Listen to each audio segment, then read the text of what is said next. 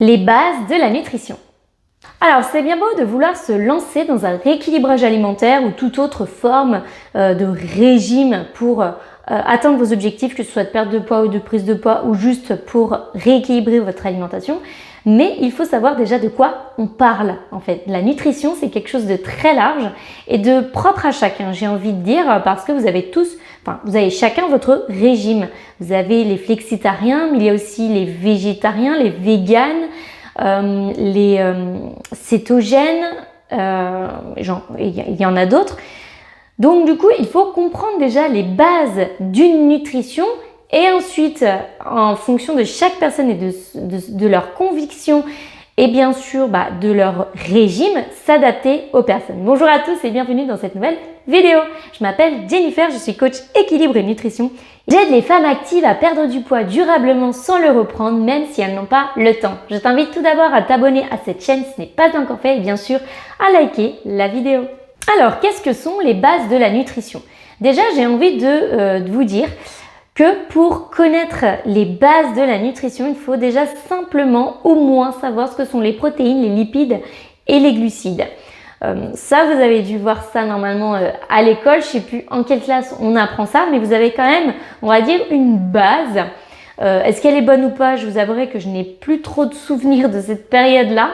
Mais disons que au moins ça va bien, j'espère en tout cas, bien résumer au moins les bases, c'est-à-dire les macronutriments, parce que c'est ce qui a quand même, ce qui prend le plus de place dans une alimentation. Il ne faut pas non plus négliger tout ce qui est micronutriments, mais quand même les macronutriments, comme le mot l'indique, macro versus micro, sont les macros qui vont prendre le plus d'espace en fait dans votre alimentation. Donc il faut d'abord vous concentrer sur tout ce qui est macronutriments. Je vais vous mettre juste ici en fait parce que j'ai fait une petite série de vidéos pour vous expliquer ce que sont les protéines, les glucides et les lipides. Donc je ne vais pas rentrer dans le détail dans cette vidéo.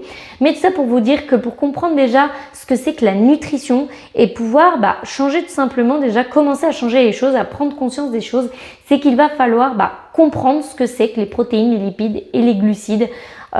Mais d'y aller un peu plus loin parce que les glucides c'est pas les sucres en fait, parce qu'on a l'habitude de dire les glucides ce sont les sucres ou les protéines c'est la viande. Or un vegan mange pas de viande et il doit avoir un apport en protéines suffisant et il en a forcément parce qu'il n'y a pas que des protéines dans la viande. Ou comme les lipides, on dit que c'est le gras. Bon voilà, c'est pas que l'huile, je veux dire. Donc il faut aller un petit peu plus loin. On va dire que vos recherches devront s'accentuer là-dessus et c'est pas juste une histoire de dire les glucides c'est le sucre, les protéines c'est la viande et les lipides c'est l'huile. Parce que déjà de 1 c'est pas ça et de 2 vous allez passer à côté de pas mal de choses si vous partez dans cette optique-là. Deuxièmement, pour comprendre la nutrition, il faut comprendre aussi que à côté des macronutriments, ce qui va prendre le plus de place dans votre alimentation, il y a aussi ce qu'on appelle les micronutriments. Dans les micronutriments, vous allez y retrouver les vitamines, les oligo-éléments et les minéraux. Donc ça c'est pareil, ça a quand même une certaine place, même si c'est micro et donc ça prend un peu moins de place que les macros. Il faut vraiment aussi faire attention à tout ce qui est apport en micronutriments qui soit suffisant dans votre alimentation. Et si vraiment vous n'arrivez pas à combler, on va dire, ce manque de micronutriments par l'alimentation ou parce que vous avez, suite à des examens, vu que vous avez une carence dans un des micronutriments, et peut-être l'apporter avec des compléments alimentaires. Ça aussi, c'est vrai que j'en ai, je crois, jamais trop parlé avec vous des compléments alimentaires. Les compléments alimentaires ne sont pas indispensables dans le sens où ça ne doit pas remplacer votre alimentation. Normalement, je dis bien normalement, avec une alimentation variée et équilibrée, vous avez un apport suffisant, que ce soit en macronutriments et en micronutriments. Or, il y a des personnes qui vont être en carence de certaines choses, par rapport notamment à leur régime, c'est-à-dire que par exemple des personnes qui sont véganes devront se complémenter en vitamine B12 parce que la vitamine B12 ne se trouvant que dans les viandes principalement. Et comme elles n'en mangent pas du tout, elles vont devoir se complémenter. Et donc, bien sûr, avant bien sûr de vous lancer dans certaines choses, c'est-à-dire de vous dire du jour au lendemain, je veux devenir végane parce que je veux protéger les animaux. Et ça, il n'y a aucun problème là-dessus. Mais je veux dire, juste avant de vous lancer dans une façon de vous alimenter qui est un peu plus restrictive, on va dire, que les flexitariens, on va dire, renseignez-vous vraiment bien parce que justement dans chaque régime entre guillemets il y a des choses à faire attention et peut-être se complémenter sur certaines choses que vous n'aurez pas par l'alimentation justement. Donc c'est quand même vachement important avant de vous lancer dans quelque chose, de vous renseigner au maximum.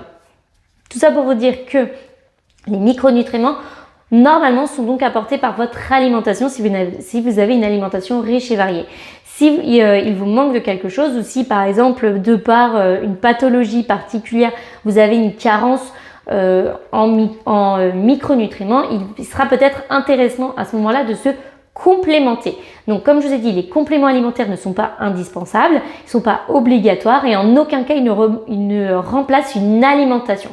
C'est pas parce que vous allez prendre, je sais pas moi, je dis n'importe quoi, de la vitamine C tous les jours que vous vous dites ok, out les fruits, j'en mange plus parce que c'est bon, j'aurai ma dose de vitamine C, même si voilà, on sait très bien aujourd'hui que c'est pas forcément dans l'orange que vous allez trouver le plus de vitamine C, mais tout ça pour vous dire que les compléments ne sont pas obligatoires et qu'ils ne doivent pas remplacer une alimentation.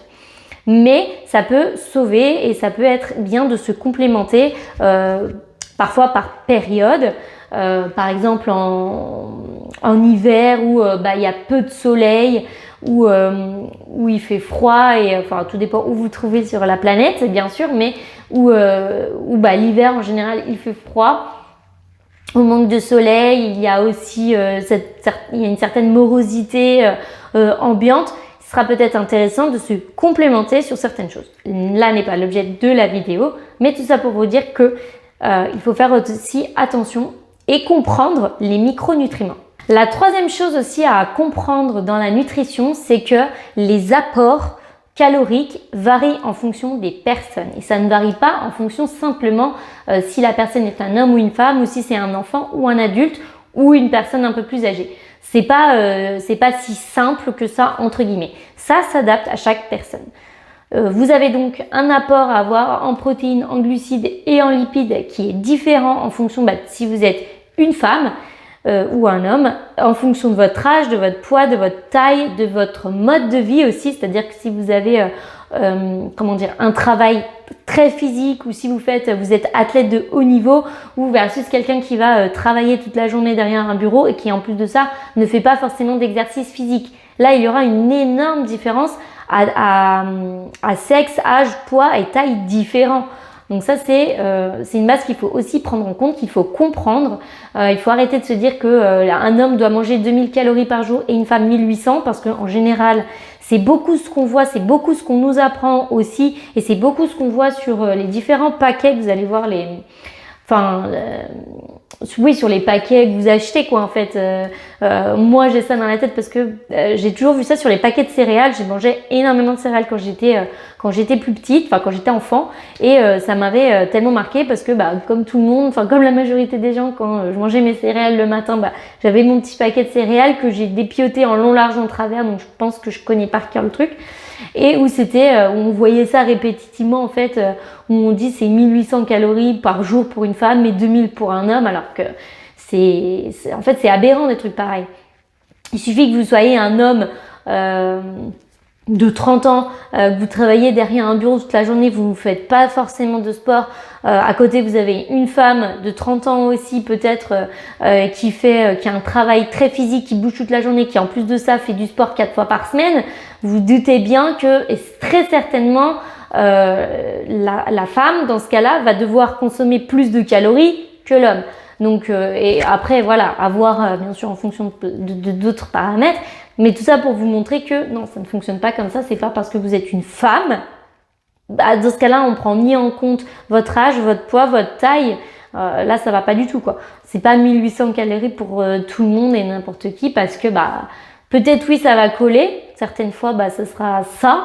Et puis d'autres fois, si vous mangez 1800, vous allez perdre du poids, soit vous allez prendre du poids. Tout dépend de certains paramètres. Donc ça, c'est important aussi de le comprendre et vraiment de le comprendre et de l'appliquer parce que c'est très dur, hein, c'est ancré en nous en fait. C'est ancré tout ça de se dire clairement, non, moi je suis une femme, je dois manger 1800 calories. Combien de fois j'entends des personnes me dire ah oui, mais moi je sais de toute façon je suis une femme, je dois manger 1800 calories. Ou alors un homme qui me dit, enfin c'est plutôt les femmes quand même qui ont beaucoup ces a priori jugements entre guillemets, ou un homme qui me dit moi je suis un homme, je dois manger 2000 calories. Je connais des hommes, ils mangent près de 3000 calories, ils sont pas immenses, ils sont pas big ou quoi, enfin je veux dire ils font du sport, beaucoup de sport, mais ils mangent près de 3000 calories par jour parce que s'ils mangent moins, ils vont perdre du poids ou en tout cas ils vont pas prendre du muscle.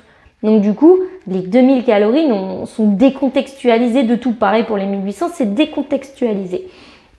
Du coup, en fait, ce qu'il faut simplement retenir de tout ça, c'est qu'il faut se renseigner déjà de 1 et en fait, enlever toutes ces croyances limitantes parce que clairement, c'est des croyances qui sont limitantes en fait pour vous. Parce que si demain vous engagez et vous dire vous avez un objectif précis, si vous partez avec tout, habillé en tête avec toutes ces a priori et tout ce qu'on vous a appris, ou tout ce que vous avez entendu, que ce soit à la télé ou quoi, forcément vous allez droit dans le mur, ça c'est clair et net.